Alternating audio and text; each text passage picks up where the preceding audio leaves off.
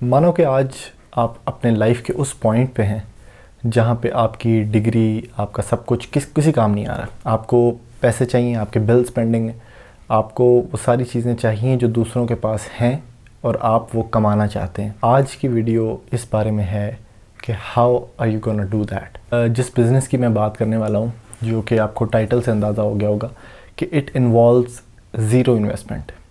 आपके कोई भी पैसे इसके अंदर नहीं चाहिए to get started. First of all, it's a very valid point. उसके बाद only not hard work but smart work can get you to the top.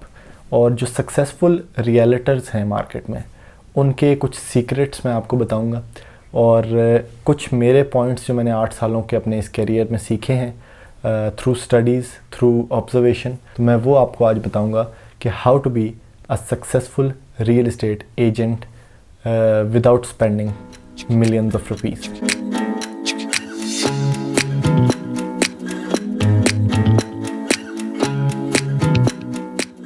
अच्छा, first of all, real estate एक वो प्रोजेक्ट है, एक वो बिज़नेस है जिसमें जैसे कि आपको मैंने बता दिया कि इसमें इन्वेस्टमेंट की आपको कोई बिल्कुल ज़रूरत नहीं है, लेकिन इसमें जो इन्वेस्ट आपने करना है वो सिर्फ़ और सिर्फ आपका टाइम है, आपका पेशेंस है और आपका स्मार्ट वर्क है। इन 3 चीज़ों को अगर आप सही तरीके से ऊपर नीचे करें तो मेरे ख्याल में आप जल्दी पैसे रियल एस्टेट में कमाना स्टार्ट कर देंगे। सबसे पहले मैं कुछ इस वीडियो को डिवाइड कर दूंगा पॉइंट्स में, ताकि जो लोग एंटरप्रेन्योर्स बनना चाहते हैं, जो लोग अभी स्टार्ट करना चाहते हैं रियल एस्टेट के बिज़नेस को, जिन लोगों ने सोचा हुआ है कि हम कभी रियलिटर बनेंगे पाकिस्तान में, इस बिज़नेस में सबसे पहले मैं ये बताता चलूँ कि इसमें पैसा, गाड़ी, घर सब कुछ आपको मिलेगा विद टाइम, लेकिन इसमें आपको इज़्ज़त नहीं मिलेगी। और आज I'm gonna revive it. अच्छा, फर्स्ट ऑफ ऑल, जो मैं जल्दी बात करता हूँ ताकि वीडियो का जो है वो थोड़ी छोटी बने और आप लोगों को सारे पॉइंट्स भी समझ आ जाएं। Real estate it looks easy, लेकिन देयर इज़ अ कैच। पहला पॉइंट जो है मैं आप लोगों को बताना चाहूँगा, अगर आपके पास बिल्कुल ज़ीरो रियल एस्टेट नॉलेज है और आप रियलिटर बनना चाह रहे हैं, तो ये जो पॉइंट है, ये 8-9 पॉइंट्स जो आपको बताऊंगा, ये आपको डेवलप कर देंगे 1 महीने में towards being the best real estate agent. पहला पॉइंट जो आप लोगों ने स्टार्ट करना है, अगर आप लोगों ने अभी तक रियल एस्टेट का कोई नॉलेज नहीं है आपके पास, आपने स्टार्ट करना है, तो start working with the real estate agent जो आपके टाउन में है, आपकी सिटी में है, for free. Yes, you need to be there intern. और इंटर्न बनने के लिए आप कोई भी रियल एस्टेट ऑफिस नहीं सिलेक्ट करें, आप जो बेस्ट रियल एस्टेट ऑफिस है आपके इलाके में, आपके टाउन में, आप वो सेलेक्ट करें। और आपको जैसे पाकिस्तान में खुशकिस्मती से ना कोई टेस्ट होता है रियल एस्टेट का, ना कोई एजुकेशन है, ना कोई फाइनेंशियल एजुकेशन आपको चाहिए होती है। कोई भी बंदा जिसको अंगूठा लगाना आता है सिग्नेचर की जगह, वो रियल एस्टेट एजेंट बन सकता है, अल्हम्दुलिल्लाह। तो आपने क्या करना है कि कोई भी रियल एस्टेट ऑफिस जो कि थोड़ा बड़ा है, इस्टेब्लिश्ड है ऑलरेडी, उनको कहना है to associate you with them. और जब आप उनके एसोसिएट बन जाएंगे तो ज़ाहिर बात है वो आपको, ये कोई तनख्वाह वाला सिस्टम, जॉब तो है नहीं, तो इसमें आपने उनसे पैसे नहीं मांगने, आपने उनके लिए काम करना है फॉर फ्री। और उस जो भी टाइम वो आप काम करेंगे, 1 महीना, वो आपका लर्निंग फ़ेज़ होगा। उस लर्निंग फ़ेज़ में कोई पैसा आप नहीं कमाएंगे।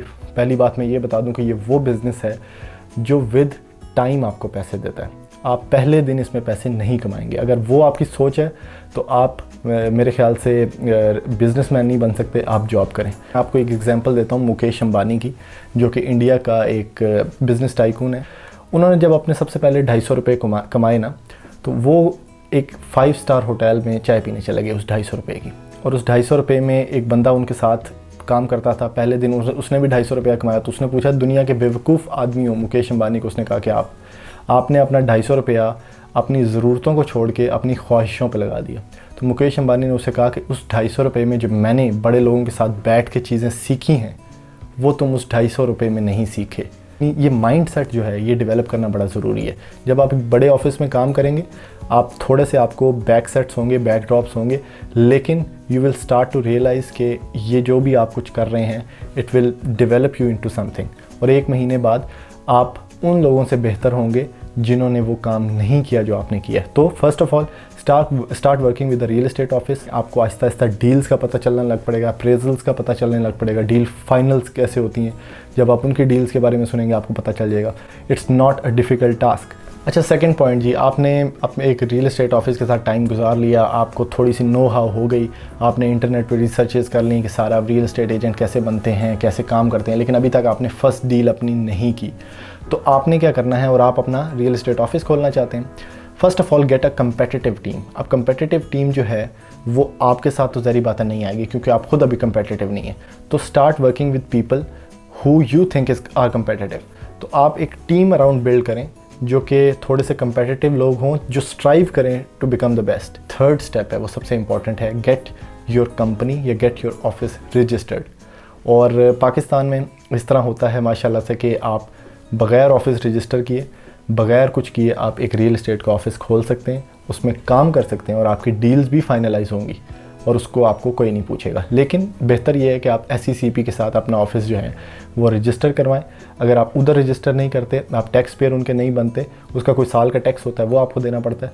अगर आप वो नहीं करते तो जिस सोसाइटी का आप काम करेंगे, जैसे आप CDA का काम करते हैं तो gate your company registered in CDA। अगर आप DHA का काम करते हैं, gate your company registered in DHA। आपकी वेरिफिकेशन कंप्लीट होना बहुत ज़रूरी है। अब आपने टीम भी बना ली, आपका ऑफिस भी रजिस्टर हो गया, आपके पास कुछ एक्सपीरियंस भी आ गया। अब चलते हैं अगले स्टेप की तरफ। अगला स्टेप जो है वो थोड़ा सा मुश्किल है, डायनामिक है, और वो है कि बिल्ड योर कॉन्फिडेंस। और कॉन्फिडेंस बिल्ड करना एक टाइम लगता है। जब मैं स्टार्ट कर रहा था रियल एस्टेट तो मुझे जब कोई फ़ोन आता था या मैं किसी को फ़ोन करता था, क्योंकि आजकल पाकिस्तान में रियल एस्टेट ऑफिस में आप काम करेंगे वो आपको फ़ोन पकड़ा देंगे कि आप इसको फ़ोन करें, आप अखबार में जितने ऐड लगे हैं आप फ़ोन करें, जिसका कोई फ़ायदा होता नहीं है। लेकिन उससे उसका एक फ़ायदा होता है कि आपका कॉल कॉन्फिडेंस बनता है, फेस टू फेस कॉन्फिडेंस बनता है। तो कॉन्फिडेंस इज़ की। जब भी आप अगर रियल एस्टेट एजेंट हैं और आपको कॉल्स आती हैं काफ़ी ज़्यादा, क्योंकि हमारा काम सारा फ़ोन पे और इंटरनेट पे और ऐसी सर्विसेज पे होता है, तो जब आपको कॉल आती है तो जो कॉल के दूसरे एंड पे बंदा होता है वो आपको सिर्फ जज करता है आपकी आवाज़ से और आपके कॉन्फिडेंस लेवल से। तो अगर आपका कॉन्फिडेंस लेवल इस तरह का हो कि आप अच्छे तरीके से उसे अपनी बात समझा ना सकें तो he will disconnect the call और किसी और बंदे को जो आपसे बेहतर बात कर रहा होगा वो वहाँ डाइवर्ट हो जाएगा। तो call confidence is very important. Otherwise जो है वो जो फेस टू फेस कॉन्फिडेंस है, it is the next step. जब आपको इस तरह बात करना आ जाएगा जिस तरह मैं कर रहा हूँ, आप क्लाइंट से अच्छे तरीके से स्लो रुक के बात कर सकेंगे, आप एक एक्सेंट डेवलप कर देंगे उर्दू में, तो उसके बाद जो है अब हम अगले स्टेप की तरफ चल। अगला स्टेप जो है वो बड़ा इंपॉर्टेंट है, सारे स्टेप्स ही बड़े इंपॉर्टेंट है क्योंकि रियल एस्टेट एजेंट बनना या कोई भी काम करना एक सक्सेसफुल तरीके से एक बड़ा मुश्किल काम है। अगला स्टेप है बिल्ड योर रिजीम बोलते हैं रूटीन को, कि आप अपनी डेली रूटीन बिल्डअप करें by writing notes, by clicking into your mind. जैसे भी आप उसको याद रखते हैं मेमोरीज़ के थ्रू या लिख लें तो ज़्यादा बेहतर है। हमारे जो रूटीन है मार्केट की, हमारी मार्केट खुलती है तकरीबन 10 साढ़े 10 सुबह के और शाम को तकरीबन लेट नाइट तक खुली रहती है। हम डील्स क्लोज करते रहते हैं। तो आपने अपने टाउन के मुताबिक, अपने सोसाइटी के मुताबिक अपनी एक डेली रिजीम बनानी है कि मैं सुबह 8 बजे उठ जाऊँ, 8:30 में नाश्ता करूं और 9 बजे मैं ऑफ़िस पहुंच जाऊं। ऑफ़िस पहुंचते ही आप सबसे पहले देखें कि मैंने किन क्लाइंट्स को कॉल करनी है, किन को मैंने फॉलो बैक करना है, किन डीलर्स को कॉल करके अपने कॉन्टैक्ट्स बनाने हैं, किन डीलर्स को कॉल करके अपनी लिस्टिंग्स बनानी है, कहाँ एड्स पोस्ट करने हैं, कहाँ मार्केटिंग करनी है, कहाँ वीडियोज़ बनानी है। तो जो भी ये सारे काम हैं ये आपने लिखे हों रोज़ के हिसाब से। अब ज़री बात है रोज़ की रूटीन आपकी ऐसे तो नहीं रहेगी। आपने कल अगर आपकी कोई डील फाइनलाइज हो रही है तो वो आपका जो टाइम निकल जाएगा आपने आगे शिफ्ट कर देना कि मैंने इस टाइम पे कुछ मीटिंग्स करनी थी, अब यहाँ पे मेरी कोई ट्रांसफ़र आ गई है तो मैंने इसको आगे फॉरवर्ड कर दिया। तो बिल्ड योर डे।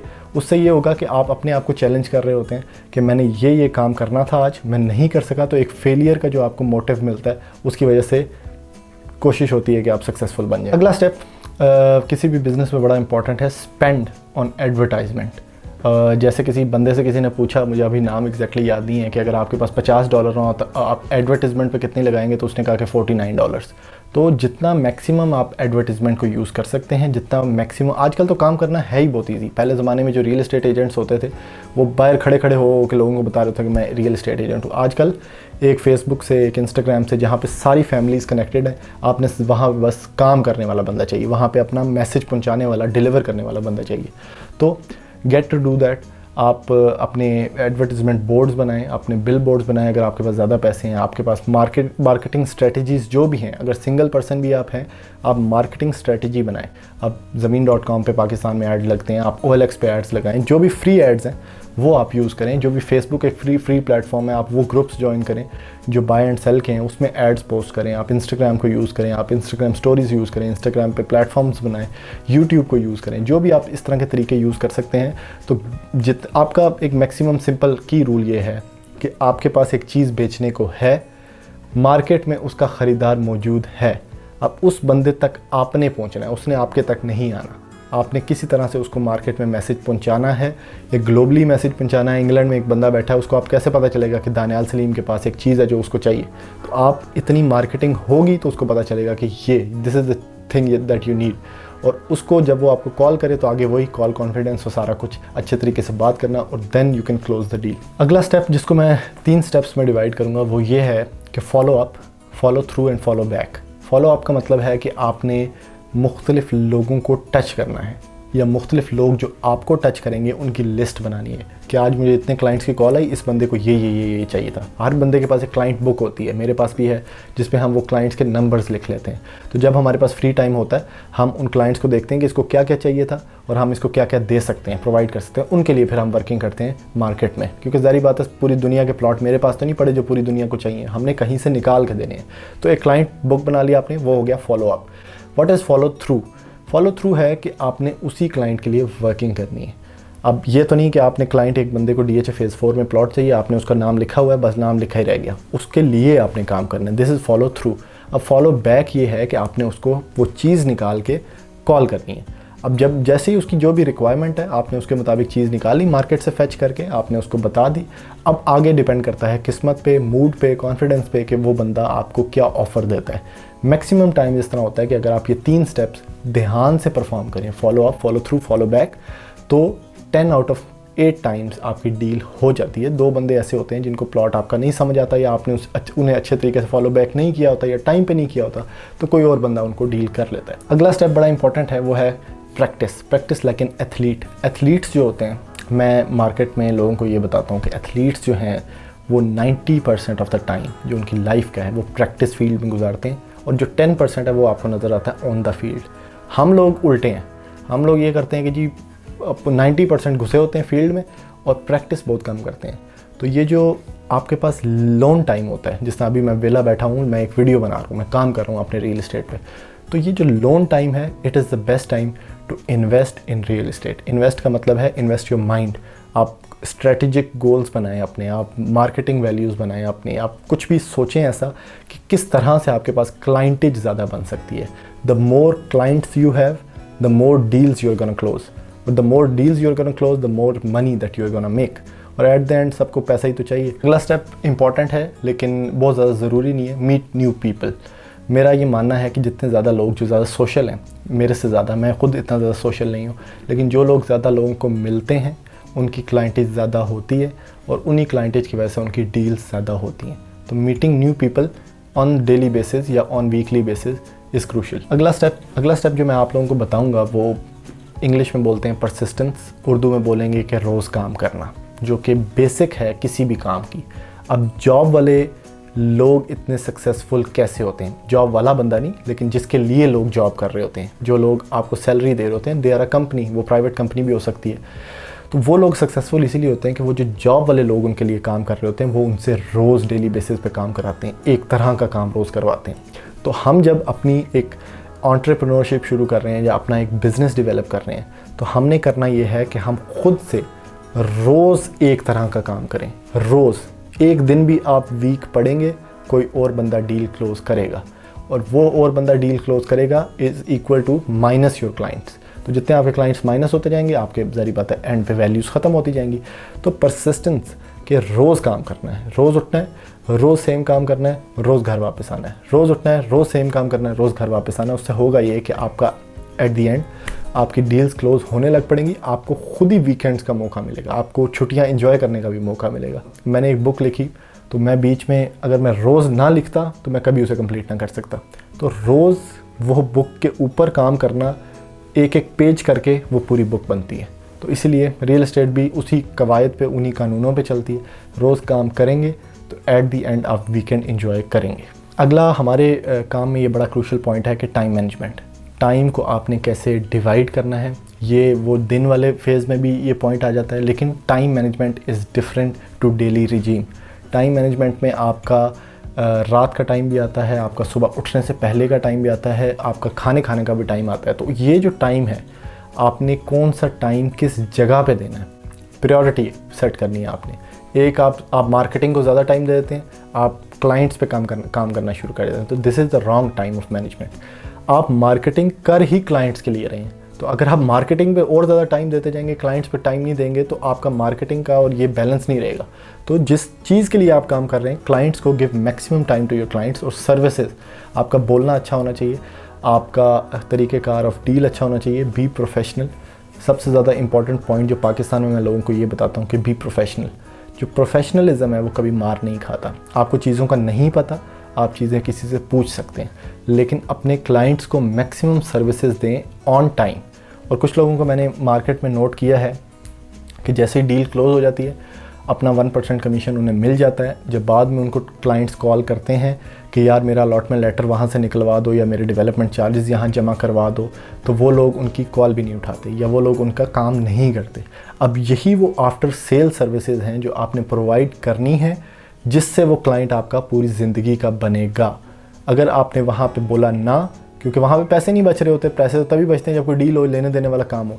तो जब आपने बोला ना, तो आपका वो क्लाइंट आपके हाथ से निकल जाता है। तो after sale services, time management, आपने टाइम देना है पूरा क्लाइंट्स को, इज़ वेरी इंपॉर्टेंट। अब ये सारे पॉइंट्स तो मैंने आप लोगों को बता दिए और आप लोगों को समझ आ गई, हाँ भाई रियल इस्टेट तो बड़ा ईजी है, सब कुछ इस बंदे ने बता दिया ऊपर से लेकर नीचे तक। कॉन्फिडेंस ही तो बनाना है, रोज़ काम करना है, और जो मैं काम जॉब में करता हूँ बस इसको टाइम देना है, महीने में मैं तो इस्टेब्लिश हो जाऊँगा। नहीं, यहाँ हम पहुँचते हैं उस कैच पे जिसकी मैंने स्टार्ट में आपको बात की थी कि देयर इज़ अ कैच।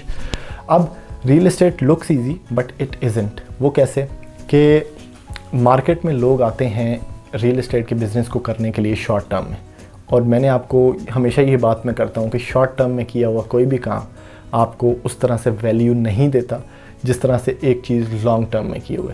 तो आपको स्टिक करना पड़ता है इस काम के लिए। फ़र्स्ट ऑफ़ ऑल, जितना ज़्यादा आप रुकेंगे इस बिज़नेस में, जितना ज़्यादा देर काम करते रहेंगे इस बिज़नेस में, उतना ज़्यादा फ़ायदा आपको होगा। दूसरा इसमें वो चीज़ है कि मुझे बहुत से लोग बोलते हैं इस वीडियोज़ के बारे में, या कोई भी मेरी जो डीलिंग्स हैं, कि आप बड़े पढ़े लिखे लगते हैं, आपकी जो बातचीत करने का स्टाइल है वो बड़ा पढ़ा लिखा है, और आपके पॉइंट्स बड़े एनालिटिक्स वाले जितने भी हैं वो बड़े प्रोफेशनल होते हैं। उसमें मेरा कोई ऐसी एजुकेशन मेरे पास नहीं है जो मैंने यूज़ की हो और उसको इम्प्लीमेंट किया हो रियल इस्टेट में। मैंने 18 साल की उम्र में ही रियल इस्टेट का काम करना स्टार्ट कर दिया था। जितने लोग डिग्री को अहमियत देते हैं कि 18 साल में एफएससी की और 18 साल में एफए किया और उसके बाद बीए करने चले गए, वो अपना टाइम वेस्ट कर रहे हैं। उन लोगों के लिए मेरी ओपिनियन ये है कि 18 साल से ही वो बिज़नेस स्टार्ट करें जिसमें आपने 24 सालों बाद आना है। अब जितने वो लोग 18 साल में घुसे थे किसी फील्ड में, बैंक में जॉब करने, यहाँ वहाँ, मैंने जब 18 साल में काम स्टार्ट किया था, वो लोग अभी 6 साल की डिग्रीज़ कंप्लीट करके 24 साल के हुए थे, और मैं 24 साल तक 6 साल का एक्सपीरियंस ले चुका था रियल इस्टेट का, और I was earning millions of rupees. तो ये फ़र्क है रियल इस्टेट की दुनिया में, बिज़नेस की दुनिया में। कोई भी business, real estate is not important, कोई भी बिज़नेस, लेकिन डिग्री से ज़्यादा वैल्यू मैं क्यों इसको देता हूँ, क्योंकि आप वो जो आपका एजुकेशनल कैरियर है, जिसका कोई कैरियर नहीं है, उसको आप यूज़ करें टू डेवलप दिस कैरियर, और वो आपको फ़ायदा देता है एट द एंड। वो आपको एक्सपीरियंस देता है, वो आपके पब्लिक रिलेशंस बनाता है, वो आपके ऐसे काम करता है मुख्तलिफ़ टाइम्स पे। मैं 24 साल 25 साल का हूँ इस टाइम पे, मुझे ज़्यादा लोग जानते हैं, और उस बंदे को कम लोग शायद जानते हों जिसने आपने 5 साल बर्बाद कर दिए एजुकेशन में, उस एजुकेशन में जिसका कोई मेयार नहीं है, जिसका कोई फ़ायदा नहीं है पाकिस्तान में। ये कोई अमेरिका नहीं है जहाँ पे आप जो भी एजुकेशन लेंगे, जो भी काम करेंगे, उसका कोई ना कोई आपको फ़ायदा मिल जाएगा, जॉब्स मिल जाएंगी अच्छी। यहाँ पे कोई जॉब्स नहीं। यहाँ पे you have to develop this mindset कि आपने आगे निकलना है किसी से, और जब आप आगे निकलने का सोचेंगे तभी आप किसी को पीछे छोड़ेंगे। अगर आप पूरी ज़िंदगी पढ़ते ही रहेंगे जिसके अलजबरा का कोई फ़ायदा नहीं है, तो मेरा नहीं ख्याल कि उसमें आप कहीं पे भी पहुंचेंगे। 2 एजुकेशन इंपॉर्टेंट है मेरे लिए। एक एजुकेशन होती है MBBS आप करें, आप डॉक्टर बन रहे हैं, आप डॉक्टरेट बन रहे हैं, आप PhD कर रहे हैं। ये एजुकेशन है आजकल कंप्यूटर सॉफ्टवेयर की, और जितने भी लोग IT में तरक्की कर रहे हैं। इन 2 एजुकेशंस के अलावा पाकिस्तान में यूनिवर्सिटी में जाना पढ़ने के लिए टोटली ज़लालत है, टोटली फेक काम है, टोटली एक ऐसा काम है जो आपका टाइम वेस्ट करेगा और आपने उसके एंड प्रोडक्ट कुछ भी नहीं है। तो आज की मेरा वीडियो बनाने का मकसद सिर्फ उन लोगों के लिए एंटरप्रेन्योरशिप का एक कुछ ऐसा पोर्टफोलियो बनाना था कि अगर एक कोई बंदा रियल एस्टेट एजेंट बनना चाहता है पाकिस्तान में, तो वो किन स्टेप्स को फॉलो करके बन सकता है। तो ऐसी मज़ीद वीडियोज़ के लिए आप मेरा चैनल सब्सक्राइब करें, वीडियो को ज़्यादा से ज़्यादा लाइक करें और शेयर करें ताकि ज़्यादा से ज़्यादा लोग इससे फ़ायदा उठा सकें। Thank you. अल्लाह हाफ़िज़।